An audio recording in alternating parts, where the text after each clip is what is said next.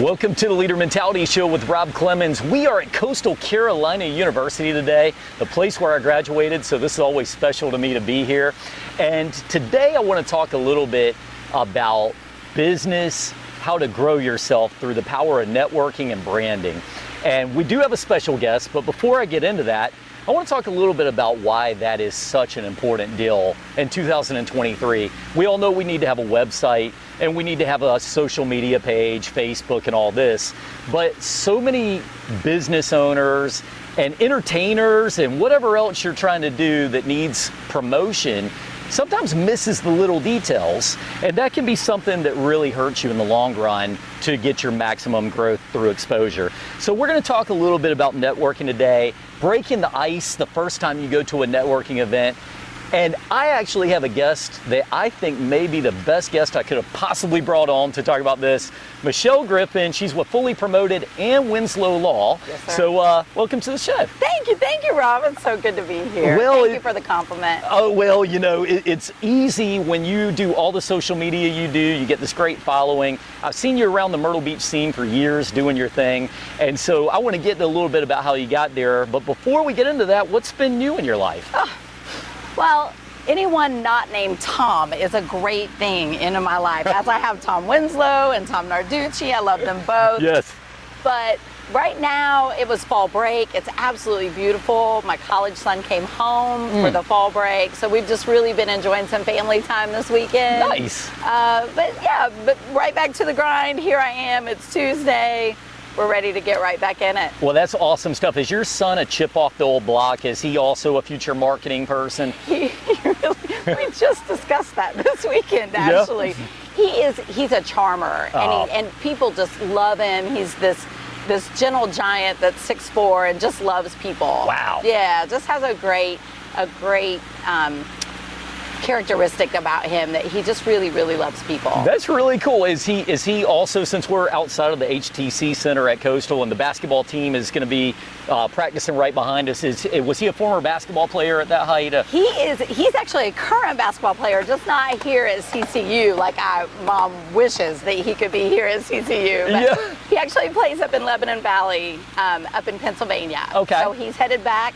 First game is the weekend of November 11th and 12th. I plan on being there to see it. Well, you know, you told me off the screen one time the story of your son and his basketball career. Would you feel comfortable sharing that with people? Absolutely. It's one of my favorite stories, just literally as a mom, because since he was the age of 4, we've had a basketball. Actually, he had a basketball mobile in his crib. So we've had basketball in his sights for a long time. Right. But we had him in Parks and Recreation, which has been a great avenue for him, and got him trained up through the North Myrtle Beach channel, and it was great. A lot of great mentors.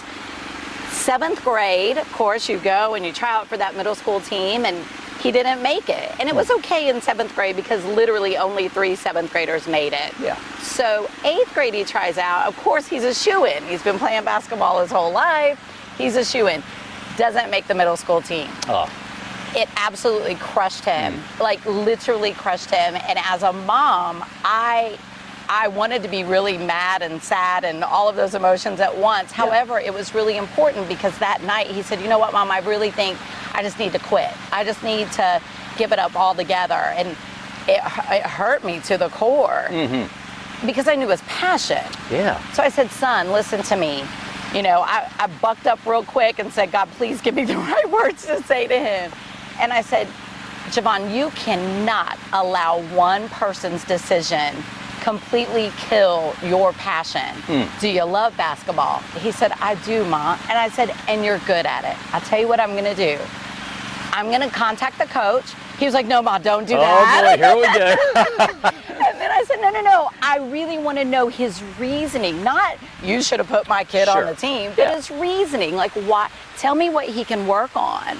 And believe it or not, the coach was great. He emailed me back and said, you know, I think he needs to do this or that. I literally got a trainer for him. And the rest is kind of history. He made it into the high school basketball scene.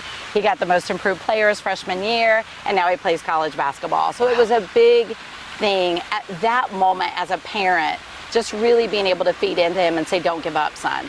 You know, I love the perseverance stories that you hear in any leadership front, and you don't have to be, you know, the king of England to be a leader, right? You know, Right. and you sometimes see it through just a parent looking out for their kid. And, you know, I'm sure your son learned something from that too, about the first time that somebody tells you that you're not good enough doesn't mean you have to pack up your bags and go home. Sometimes you just got to keep going. Exactly. You got to be resilient. Yeah. And that goes for a lifetime. You got to be resilient. You know, I read a quote from Dean Smith today, because we're going to be meeting with the Coastal Carolina women's basketball coach. Like, what? No, yeah, we're meeting with Dean Smith later.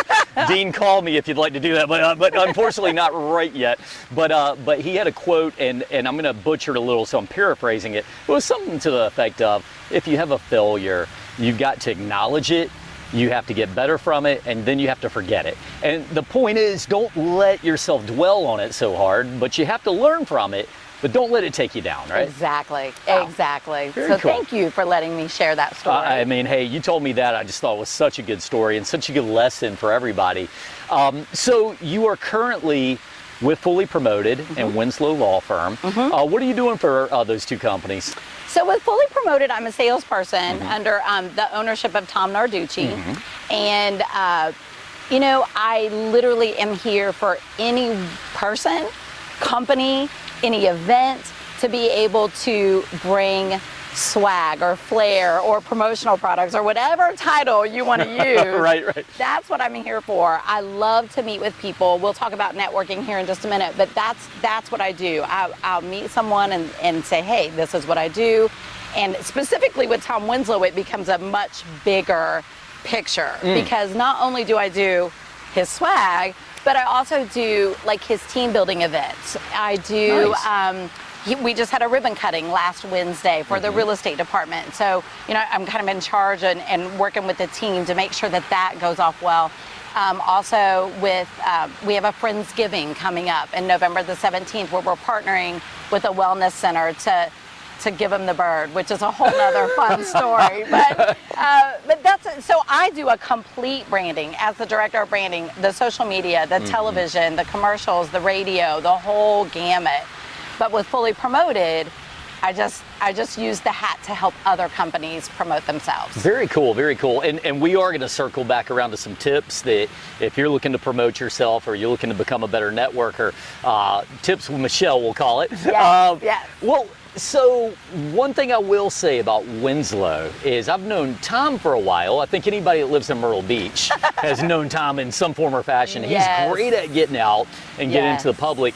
Was part of him bringing you on to alleviate some of that, or are you guys kind of a two-pronged attack on this town? We do a two-pronged attack, which is really fun because we love to go to events together. But Tom is one of the most incredible people I've ever seen do what he does because he's an attorney.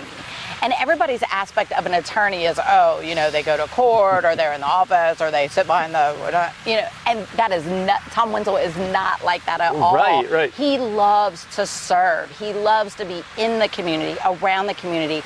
His tagline, which to me kind of made my decision really easy to come in as his director of branding, because his tagline is committed counsel for clients, coworkers, and community. Oh, was that 6 C's? Did I count right? It's 5 C's. Okay, got you. C's. Yeah, and you know what? We were thinking about adding a 6th one with criminals. Oh. Because we can do that too. That's right. So, you know, we just don't put it in our tagline, but we're there if you need that. So, yeah, it's the 5 C's. And it's truly what our entire team consists of at Winslow Law. We are literally committed to each client, to coworkers, as far as building each other up and encouraging one another, because law firms can get very stressful. Yeah. But then also for the community, it's so important for Tom specifically to be out in the community. He would never just allow me to go forth because he loves it. He couldn't give that up. He right? would never. And nor should he. I'll tell you, I read a statistic at one point. It said that 8 out of 10 buyers rated a local company as one of their top buying decisions. That's 8 out of 10. So that means only 2 really could care less. But 80% of people said that was a big deal to them. So why wouldn't you get yourself out in the community and make yourself a brand? So I love that you guys do that. I love the charitable part and giving the bird to people in a good way, I guess, in right? a good way, exactly. Right? Exactly. That's very cool. So before we get too deep on that, tell us a little bit about how you got into this position you're in now. There's a long, funny story, but I'll make it short. Okay, I promise. fair enough. So, literally out of college, I went to college for an accounting degree. Numbers come really easy to me, and so I went in, got an accounting degree, actually graduated with a 4.0, but my CPA teacher said, you're not going to be a CPA. Like, you're way too friendly. Like, that's not going to work for you. You need to probably pick a different avenue. CPAs are supposed to wear glasses with tape in between not them. And not make jokes and be friendly. No, you're right. Yeah. Exactly. Yeah. By the way, we're stereotyping accountants, but that's okay. No offense. No offense at all, because I can promote your accounting firm as well.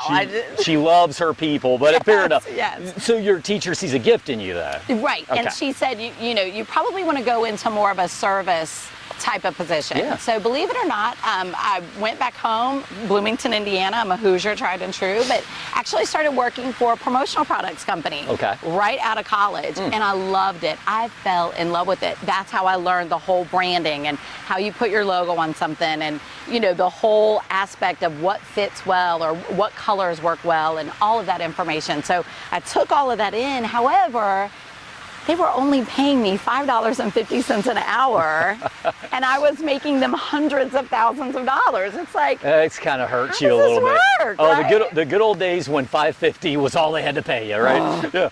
It's and I say good old days facetiously, but anyway, exactly. Yeah. Exactly. Don't tell my age. So anyway, I actually got out of the business just simply to make a living. I ended up going into rental car industry, and then believe it or not, my parents kind of semi-retired here to Myrtle Beach, and so I had to kind of find a way to move south, and I did so through the rental car industry. I was a manager at the Charlotte airport for budget rental cars, so I learned the service industry and how to listen to customers and how to better serve them. So coming to Myrtle Beach, I actually got into serving at a restaurant. Imagine that. Oh yeah, like who does that at Myrtle Beach? That's like right? a rite of passage in Myrtle Beach. If you didn't serve at a restaurant for at least a day. Exactly. Right. That's a way to learn the area for sure.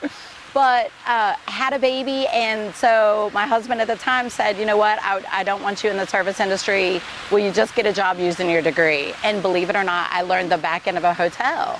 So I literally worked in the hotel industry for literally 20 years. Did you go back into accounting at that point? Is that what you're saying? I did. Okay. I used my accounting degree because, condo hotels, they have to pay condo owners, and it's all a numbers game. You got to drive in revenue and then pay commissions and still make a profit. So all of those numbers that I had learned so long ago, they all came into play. So I was able to be like an administrative assistant and an executive assistant, even at Hilton Myrtle Beach Resort. I was an executive assistant there for 10 years. And let's talk about this. So we're outside of coastal Carolina, right? Beautiful. We're actually in a place where we're talking about students who are going to be seeing their next step in life. Right. And when I think about that, I think about the fact that it's not unnormal for a student to be at coastal Carolina right now in their senior year and not quite know what they're going to do with their next steps.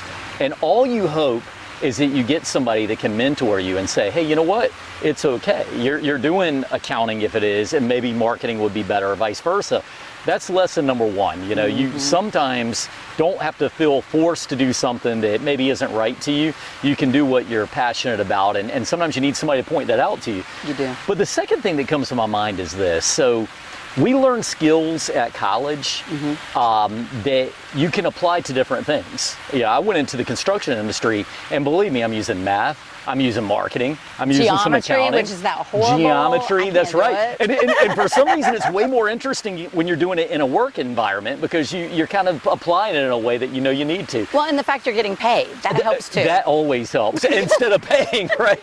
Yeah, right. That is a good point. But I say that to say, if you're a student out there, there's a lot of great lessons from that, and you can take a lot that you can apply to your future life. So anyway, all right, Exactly. so you're in the back end, you're working there 20 years in, working with some of those accounting skills and probably a little clerical skills. So where do you go from there? So believe it or not, a friend of mine, we had been friends for probably 10, 12 years. He had come to the hotel industry to get our business. He knew that I had a promotional products background. Okay. And he said, have you ever thought about it? And you know what? It was just a whim. I had just recently gone through a divorce, and it was just, life was changing. And I thought, you know what? I loved that industry. Why not? So I actually went to work with him, and it, again, just like getting in. I walked the walk, talked the talk, did the brand. I loved it. And there were some disagreements of business practices, which was fine. That it happens. Right. And believe it or not, Tom Narducci came to me and said, hey, I'm really kind of tired of you taking the orders from me. So how about you join my team instead of going against me? I said, oh my gosh, I would love it. So that's kind of how the fully promoted opportunity came around. And in that same kind of juncture, Tom Winslow and I had actually been meeting about his branding. And he had just parted with Stephen Goldfinch, with Goldfinch Winslow. Stephen went into politics, and Tom wanted to continue on Winslow Law. So there kind of needed to be that rebranding from Goldfinch Winslow to just Winslow Law. And so with that, I was able to kind of take some ideas and literally just meet with him, and he was like, this, and that, and we were able to bring it all together. So that's how I became both fully promoted and Winslow Law. So it all came together. And mom of basketball player and two other, mama three sons. Wow, it's so cool. Well, so that's amazing. Let's talk a little bit about business in itself. So Winslow, and I know Stephen Goldfinch, he's Senate now, I believe. I believe so. Yep. Yes. And so they split off, and he's looking to create a little bit of identity. I'm talking about Winslow, maybe some kind of a drive. What were some of the first things you might have done for him from joining the team that you said, these are important to me as a marketing person, getting started? Well, it's funny because with someone like Tom Winslow, he has it all. You know what I mean? It's not easy for me to come in and change his derivative. Okay. He is, but he had so many ideas. The logos that we did. So the logo was always the bird. Yeah. Okay, it's always the bird. But he has these other ideas. I don't know if you're aware of it, but we brought something called Birds at the Beach. Okay. It was something in his head, and he was like, you know what, I'd really like to do something like this. And it was kind of like, I don't know if you've been to Greenville and seen Mice on Main, but Mice on Main is this thing that you go to the streets. It's almost like a scavenger hunt where you go on the streets and you find out where each mouse or group of mice are. These are real mice? These are, no, they're statue. They're little bitty statuesque. Okay. I mean, I had to ask because I'm thinking this could be a very scary topic for some people. Okay, got it. Fake mice you're looking for. Okay. Right. But there's literally like probably, I think, 10 or 12 along the streets. Okay. If you know, you know. Yeah. Obviously, if you don't know, right. you Okay. don't know. Fair enough. So he said, I'd like to do that here in Georgetown County. And believe it or not, he had these birds made, these birds with a QR code, and we literally have them in 8 different places in Georgetown County. And it's a scavenger hunt. Wow. You can actually go with your family, and you can look up the hints. We have a website. Okay. And you look at the hints, and you literally go to each one. Now, here's the fun part. You do this with your family, you get great family memories, right? Sure. You take selfies, post it on social media, right? You tag Birds at the Beach, which helps Winslow Laws knowing on social media. But then you come back and you show us your posts, and we give you swag. Wow. So it's kind of a win-win-win. It's at businesses that some people would never go to. Have you ever been to Hobcall-Barney? Yes. Okay, yes. We have a bird there. Okay. A lot of people don't know about Hobcall-Barney. Wow. The Gola Museum, we have one there. All these places that you may not know about. And the bird stays in place. They just shoot the QR code. They don't take the No, bird with them. No. Don't do that. No, please don't do that. These birds are insanely expensive. But the birds are adhered to whatever area. That is the neatest idea. I The love Georgetown Chamber of Commerce has been an incredible partner with that. Yeah. They promote it to their visitors all the time, but it's really cool. So does this go on all the time? Anybody can do this anytime? Anytime. And they just go to the Winslow Law website and that pops up. WinslowLawyers.com. Wow, very Yes. cool. All right, so that's good. Something you said a minute ago that I agree with completely. Sometimes you come to a business, right, and they don't have any ideas. Right. Maybe they're a new business, and look, marketing isn't everybody's specialty. So Right. in my world, it's like sometimes you're gonna run into a place where you're like, you need a logo, dude, and you need a website. Like you're just start from the basics. But some people, it's the opposite. They got so many ideas. Yes. Sometimes your marketing can get confusing, right? Do you agree It with me? depends on the budget. Right. Well, yeah, fair Yes. enough. But you know, if you have one logo one day, the next day you have another logo, the next day you have another logo. Right, no. People start getting confused and it makes the brand awareness. So let's go from there then. Yes. Tell me some of the best ideas or tips you have for people who are looking to really brand themselves properly. I love that you brought this up because truly and honestly, I feel that consistency to your brand is what you want to do, because that way people will continue to know, regardless whether it was 3 years ago or 5 years. You can rebrand a little, only if it's necessary. But if you get a good logo from the jump, okay, you get something that maybe is visible. Like we want this bird to at one point in time be a name brand. Yeah, you know, just yeah, for like sure. the Nike swoosh, you see the bird, you automatically know it's Winslow. Nice, I like right? it. Yeah. Are you going to be signing Michael Jordan to a deal or Yes, anything? yes, we're working on that now. Because that would really help if you had that budget. You know, speaking of budgets, right? No, but with your brand, and also, you know, one thing to always consider whenever you're doing your logo, you want to make sure it's something that is visible and printable. Like I love your logo. It is simple, yet it makes a statement because it's about sound, Yeah. right? And the leadership mentality. It's like going from your mind to your mouth with the podcast and just following through. I love it. Thank you. I love it. I'm gonna like sit up a little straighter. But that's what you want to do. You want to definitely stay consistent. And I'm always about kind of keep it simple. Don't, you know, I'm going to go back to Nike for just a second. Just do it. Like that is a term. Everybody understands it. And it's visible with the swoosh. Keep it simple. As simple as you can keep it, the better it's going to be. Wow. Well, okay, so, but making a slogan like just do it, obviously we zoom forward all these years and it makes sense with Nike. Like we know what they're saying, you know, just do it, you know, it's a statement. But when you're trying to build up to the point that people understand what that means, Right. how do you do that? You know, sometimes it can be really tricky. If you have a name that has something in it, so like water solutions, Yeah. then some type of water drop or some type. You want to coordinate your logo with your name, Right, and right. so that people will recognize that even if they only see the logo. But I think it's important that the two combine together to make a better logo. And I like what you're saying, because you're kind of going the angle of branding is an element of marketing, right? Yes. And so done properly, your marketing is backing up the branding, and the branding is solidifying the marketing. Exactly. So Nike comes out, they do all these promotions and say, you know, it'll be an ad, and it's just do it. And you start associating it with the brand. I love that. I can't wait to see what Winslow Law is going to be doing over the next few years. You guys are a lot of fun. Thank you. Let me ask you this then. So let's talk about the networking side. Yes. What's a good way for people to get into networking? Because one thing I know that I've seen that you do is you're in the Chamber of Commerce events and all that.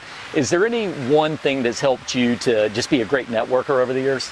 Honest to goodness, and I know you're going to think the Chamber paid me, but I promise they didn't. Honest to goodness, the Chamber is one of the best investments you can do as far as marketing, because a few reasons. One, it's not just you. It is your entire team. Yes. So even with, say, the Hilton, every single one of their team members can take advantage of something like tonight. There's a business after hours at Fun Warehouse.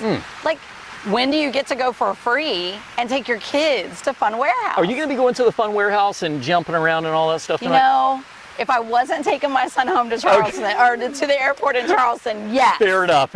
Next time. I prefer the roller skating. Okay. I'm just saying. Oh yeah. Are you one of those ones that does the tricks and you're like going backwards? And I definitely go backwards. I don't know about tricks. I'm the guy who my trick is try not to fall down every 2 seconds. They have these That's holder things now, Rob. You can hold. Yes. Yes. That's always a very masculine way to do things too. When you're holding stuff while you're, yeah. All right, back to chamber is great. Yes. Though, right? Okay. So the chamber, because the chamber has not only ribbon cuttings for new businesses, okay, and so what better way to introduce your business to a new business? Yeah, you get access to all of those ribbon cuttings. You get access to the business after hours in area businesses. We did Stars and Strikes not very long ago. Yeah. That's a new business to the area that has so much fun to be had there. So it's a win-win. It's a win for the new businesses, but it's also a win for the chamber investors because they've already paid the money. That's right. And they get to enjoy all that comes along with it.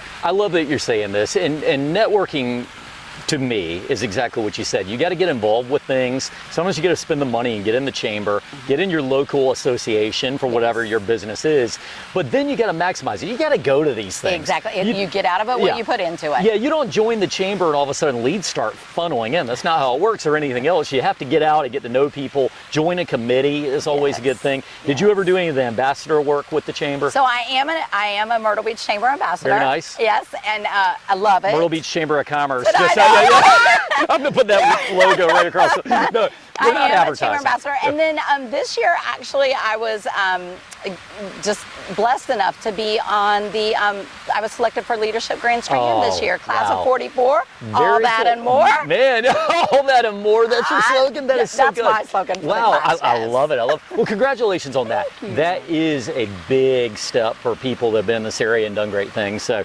obviously well thought of just to even get in there. Yes. Michelle, as we get towards the back side of this, I want to talk about your Wednesday dance. Oh. Tell us a little bit about how that started and just what the inspiration for that was. Thank you for that. I didn't know that was coming. Thank you.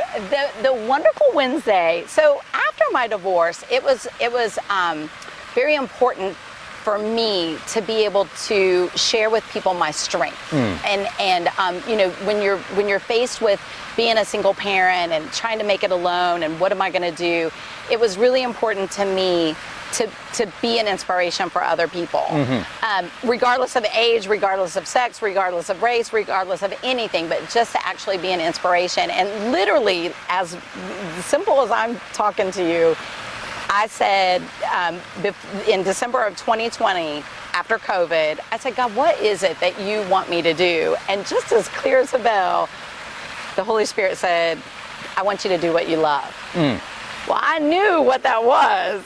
Because accounting. No, okay, all right. Spoiler alert. Dancing, that's not it. I love to dance. I really love to dance, and I've been blessed as a white woman. I've been blessed with rhythm. So I love to dance, and then I was like, oh my goodness, God, I don't know if I can dance because I don't want it to be perceived as an attention thing. That is never my intention, and so it was important that I give a message with the dance. So whatever song or whatever dance or whichever guest I have to dance with me, which by the way, since you mentioned it, you might have to be a guest on my... I haven't recorded tomorrow's yet. I'm checking my producer. He said we're in a hurry. But that's honest to goodness, that's how it came about, and it got confirmed through the very first song that I did. It's My Time was the very first song, and one of my friends was like, you know what, it's your time to shine. And I was like, ah! Wow. So and I've been doing it literally since the first Wednesday in January of 2021. My gosh, that's amazing, and the commitment's amazing. I know how hard it is. Look, I know how hard when you commit to, I'm going to do this every single week, and you're sitting there probably on Tuesday night sometimes going, oh boy, I've got to get something here. So exactly. I totally get my pain right now. It's Tuesday. I'm like, we were going to record something while my son was home, and we just ran out of time. I'm like, now what? Can you not, you got to take him to the airport, right? Like could you not do something in the car? Is that cheating? If I'm driving, yes. I think that might be cheating. But there might be a good idea. We'll see what we can do. You know, hey, look, you got the whole basketball team back here. We've seen a lot of students skating board behind us. Take so one down. You just take one down and you're like, you're going to dance. What was your favorite song you've done so far? Oh my goodness! You know what? I'm going to tell you this one. I'll make it really quick. But the Missy Elliott "Lose Control." Oh yes. And I'm going to tell you why. That song, I could never do that song by myself. That song is not. That is not a promotable song. Okay, right. It's a tough one. However, my 10-year-old, he's 11 now. My 10-year-old said, "Mom, we got to do this song. This is my favorite song. I said, "Son, we can't do that song." "Yes, we can. It's so much fun. Let me do it with you." I was like, "Okay." Believe it or not, I got my oldest son and my youngest son to do it with me. They ended up being the stars, and so I don't think anybody paid attention to what the words said. They just watched my children dance. So oh, wow. That's probably one of my favorite ones. It's got to be special, too. You got the kids involved in everything. Very cool stuff. Thank you. Well done with that, and I appreciate that you're doing it. Don't stop. Don't stop doing that, because there's people out there that I'm sure are inspired by it, and sometimes they're watching even when you don't know that they're watching. So that's very cool stuff. Well, Michelle, I do appreciate you being on the show today. I think you've given a lot of great direction for people who are thinking about branding themselves, networking, but it always starts off with a process. It starts off with, you get out into the world, you got to break the ice with people, you need to follow up with people, be committed, and always follow through. And if you do say you're going to do something, just be consistent with it. That resilience really makes a big difference. So well done, Michelle. We appreciate having Rob. you on. Thank you so much. Absolutely. And I do want to thank all of our sponsors, Bryant Darnhill Racing. I also want to thank everybody on the leaders list for being a part of the Leader Mentality Show. And for you guys out there that are thinking about being the best you can be, listen to somebody like Michelle, some of our other great guests. There are so many good tips, and we hope you guys are enjoying. Make sure to like and share us on Facebook. We'll see you next time on the Leader Mentality Show.